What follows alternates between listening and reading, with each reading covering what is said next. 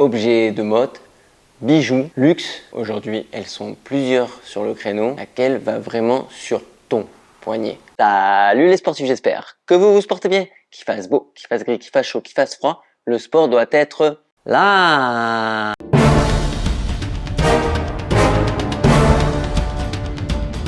Aujourd'hui, présentation d'accessoires avec un style un peu particulier parce que je vais te présenter mes trois montres, je vais dire préférées et surtout laquelle il faut sélectionner en fonction de tes besoins parce que elles font toutes des très bonnes choses et un peu moins bien sur d'autres sujets. Donc on va voir ça immédiatement.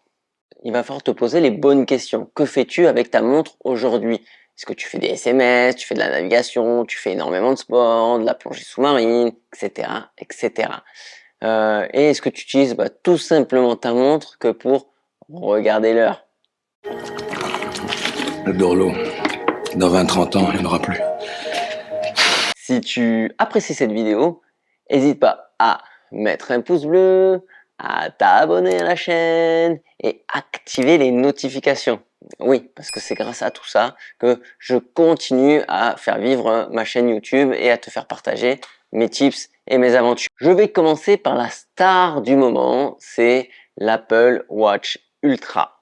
Je vais pas rentrer dans les détails caractéristiques parce que déjà cette montre elle est énormissime. Il y a des dizaines de vidéos YouTube sur le sujet, donc je vais pas recommencer le blabla de ce côté-là. Et puis surtout, je suis sûr que si tu regardes cette vidéo, c'est peut-être pas ce que tu recherches particulièrement. Par contre, si tu voudrais avoir du détail par rapport à ma vision d'ultra trailer et de coureur obstacle, n'hésite pas à le mettre en commentaire. Pour moi, cette montre, c'est clairement l'avenir des montres, des smartwatches, de ce qu'on va pouvoir avoir dans le futur. Dans quelques années, on aura sans doute tous ça au poignet. Ça, c'est que mon avis personnel. Mais l'avenir, aujourd'hui, il coûte quand même 1000 euros. Plus un iPhone si tu l'as pas. Plus des applications dédiées au sport si tu veux le même contenu que ces petites copines. Ça commence à faire un sacré billet quand même pour avoir un bijou. Cette montre, ce bijou, pour résumer, en fait, c'est un mini smartphone aujourd'hui. Tu peux envoyer des SMS, consulter différentes applications qui n'ont rien à voir avec le sport, tes réseaux sociaux, tes mails, appeler avec cette montre, t'appelles très très bien les interlocuteurs se rendent même pas compte que tu es sur une montre et pas sur un casque ou un smartphone. Donc vraiment un mini smartphone. Je vais parler un peu du côté esthétique de cette montre quand même parce que c'est un bijou. Elle est assez grosse. On dit souvent dans les différents retours journalistiques qu'elle est même énorme. Je vais pas utiliser ce terme-là parce que moi particulièrement j'ai pas mal de montres qui sont relativement un gros boîtier, à plus de 50 mm. Donc ça m'a pas choqué au niveau de la taille. Très épaisse. Je vous avouerai que quand tu vois l'épaisseur de cette montre, tu dis ouh, on sent le petit ordinateur. Il y a un écran mais exceptionnel. Il est à 2000 nits, c'est deux fois ce que fait l'Epix 2 chez Garmin. Donc c'est la montre aujourd'hui qui a le plus de luminosité et la meilleure également résolution. Donc l'écran est vraiment magnifique. Ça fait vraiment penser encore une fois à un mini smartphone. Tellement lumineux que en fait l'écran lui-même sert de flash. Il y a un menu flash. Tu vas pouvoir éclairer la pièce quand tu en as besoin pour te dépanner. Un peu à la hauteur de ce que fait le flash sur la Phoenix 7. Si tu n'as pas vu la vidéo, je te mets le lien juste là. Par contre, il y a un revers, la médaille de tout ça. Oui, c'est bien beau d'avoir un écran OLED, magnifique résolution, etc. Mais, l'autonomie, c'est le sujet d'actualité également. C'est de se dire que cette montre, il va falloir la recharger à peu près tous les 2-3 jours. C'est pas mal finalement. Tu la recharges que tous les 2-3 jours en fonction de ton utilisation, en fonction du nombre d'heures de sport. Ça, je vais pas rentrer dans les détails, encore une fois, les caractéristiques, puisque des configs, tu peux en faire des tonnes. Et si tu es ultra sportif, avec le GPS actif et des bonnes données et des bonnes coordonnées, tu vas pas dépasser la quinzaine d'heures. Si tu fais 15 heures, apparemment c'est vraiment le bout du monde. Je vous l'avoue directement, je l'ai pas encore utilisé en ultra. Ça ne serait tardé. J'en ai un qui pointe le bout de son nez. Celui-là là. Je vais peut-être aller la tester en double montre, je vous avouerai, pour pas prendre de risques. Apple annonce vraiment une autonomie complètement oufissime avec le mode économique, sauf que ce mode éco n'existe pas encore au niveau software, donc il faut attendre les mises à jour. On verra plus tard en fonction de ce que va faire Apple ou pas, mais encore aujourd'hui, le mode éco, il y est pas, faut le savoir. Les Pix 2, elle, de son côté, fait pas beaucoup mieux au niveau d'autonomie. Double fréquence GPS activée, tu vas faire un peu mieux, tu peux aller espérer aller toucher les 16-20 heures grand max. Pareil, les Pix 2 je l'ai pas mis en ultra par contre parce que bah voilà, j'ai pas envie de prendre de risques et de m'amuser à me promener avec un powerbank. On a assez d'affaires comme ça sur les ultras, donc j'ai pas pris le risque. Pour moi, c'est pas des montres encore aujourd'hui fait pour ces activités. Mais par contre, les Pix 2, si tu l'utilises en smartwatch, un peu du sport, on va dire normal, hein, tu fais 1 heure, 2 heures par jour, pas plus. Tu fais des SMS, tu reçois tes notifs, rien de bien particulier en gros. Et ben là, par contre, ta montre, tu vas aller recharger entre 6 à 10 jours avant de la brancher à la prise. Ah là, ça commence à être intéressant quand même. Tu vas pouvoir garder ta montre au poignet pendant des jours et des jours sans trop y penser et te dire bon ben voilà, tu croises un chargeur, tu la branches et basta. Donc là voilà, et là c'est là où on commence en fonction de tes activités, de ce que tu recharges de ta montre, ça va aller dans un sens ou dans l'autre en fonction de tes envies et tes besoins. À l'opposé, l'EPX2, elle est rudimentaire. Quand je dis elle est rudimentaire, les menus ils sont simples, il n'y a pas d'images dans tous les sens, c'est pas aussi fluide qu'une smartwatch classique. Bon bah là on arrive dans le monde du sport, c'est basique. Si tu viens du monde de chez Garmin, tu seras pas perdu parce que c'est exactement les mêmes menus, hein, ils sont pas pris la tête forcément. Il y a un peu de couleur, c'est sympa. La carto, elle est vraiment top.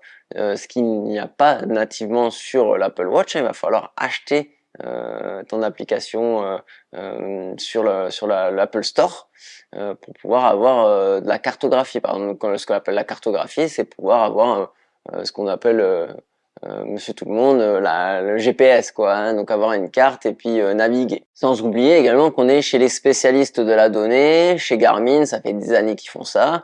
Tu vas pouvoir exploiter à fond tes données avec derrière des softs qui vont bien.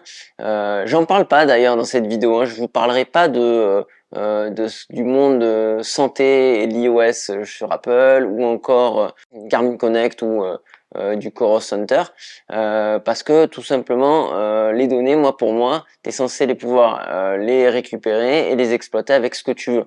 Le réseau à la mode c'est Strava, moi j'utilise au niveau professionnel Nolio, donc pour moi il faut utiliser les données et c'est pas ce que te proposent les constructeurs au départ, eux ils sont là pour te proposer un accessoire, du moins c'est mon point de vue. Voilà. Mais pour la simplicité des choses, pour moi, Apple aurait dû faire quelque chose de très simple. Santé, ça survole les données, y a rien, c'est vraiment y a rien, voilà. La montre, elle est blindée de capteurs, elle est super bien faite, mais par contre Apple l'a super mal exploitée. Donc c'est pour ça qu'il faut acheter des applications derrière. Garmin, eux, savent le faire, ils le font bien, un peu plus fermé, un peu plus complexe pour récupérer les fichiers. Mais tu pourras le faire. Et puis surtout, tu peux le faire avec n'importe quel smartphone ou ordinateur. N'oublions pas, il faut un iPhone pour une Apple Watch. Chez Coros, voilà, c'est la liberté. J'ai dit peut-être qu'un jour j'atteindrai la liberté et ça m'aidera. Et je sais pas si ça m'aide, mais maintenant je me sens libre. Tu peux faire ce que tu veux comme tu veux, il n'y a pas de problème. Et puis en plus, il y a des belles mises à jour régulières chez eux. Pour finir sur les Pix 2, je te dirais que si tu as déjà des Phoenix, ça équivaut à peu près à la Phoenix 6 finalement, si tu l'as ou si tu l'as eu. Donc ça équivaut pas aujourd'hui à la Phoenix 7. Ce sera peut-être à l'avenir l'évolution, on verra bien. Une fusion de la Phoenix 7 et de l'EPX 2 pour aller sur un produit top et peut-être la Vénus pour le côté OLED et le côté smartwatch, on va dire. Bon. Et la Vertix 2 de chez Coros là, on en est où? J'en parle pas beaucoup. Et oui, j'en parle pas beaucoup parce que ils sont hors catégorie là pour le coup. On n'est pas sur un écran OLED, on n'est pas sur, elle est pas vendue pour faire smartwatch malgré qu'elle ait pas mal d'options de smartwatch, hein, SMS, notifications, etc.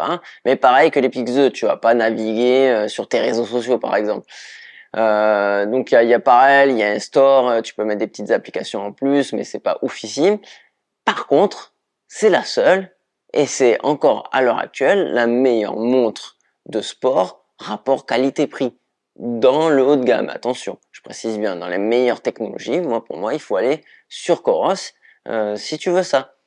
T'as une cartographie qui fonctionne, t'as un tarif inférieur aux deux autres, les autres sont à 1000 euros, là t'es à 700 euros, prix neuf, donc si tu cherches un peu sur le web, il y a moyen sans doute d'avoir des réductions. Pour le coup, j'ai fait une vidéo qui détaille les caractéristiques et tu la retrouveras juste ici. C'est une montre de sport et une montre qui s'adresse particulièrement aux ultra sportifs dans le sens où il y a une énorme autonomie. Mais quand je dis ultra sportif, tu peux ne pas être ultra sportif et vouloir cette montre. C'est-à-dire que tu as le droit de vouloir la meilleure technologie avec de l'autonomie et un tarif en plus de ça raisonnable. Donc ça peut être un choix pour toi qui regarde cette vidéo également. Au niveau des menus, c'est rudimentaire, on n'est pas sur plein de couleurs, etc. Tu auras tes données, tu les as clairement, tu as tout ce qu'il faut à l'écran. Et comme je le disais à l'instant, et tu peux récupérer tes données et les exploiter sans galérer pendant des heures sur n'importe quelle machine, que tu sois sur Android, iOS, PC, Mac. Mon résumé de tout ça, de ces trois belles montres, qu'est-ce qu'il en est? Pour moi, si tu as un iPhone, que tu kiffes les smartwatches et que tu fais du sport, oui, tu peux te diriger vers l'Apple Watch Ultra, pas de problème. Tu n'as pas d'iPhone, c'est tout vu, hein, tu vas pas acheter un iPhone pour une montre. Donc là, tu peux te diriger vers les Pix 2. Et si tu veux y mettre un peu moins de thunes, être un peu plus libre de tes données, et que tu sois ou pas ultra sportif, là, je te conseillerais plutôt de te diriger vers la Vertix 2 de chez Coros.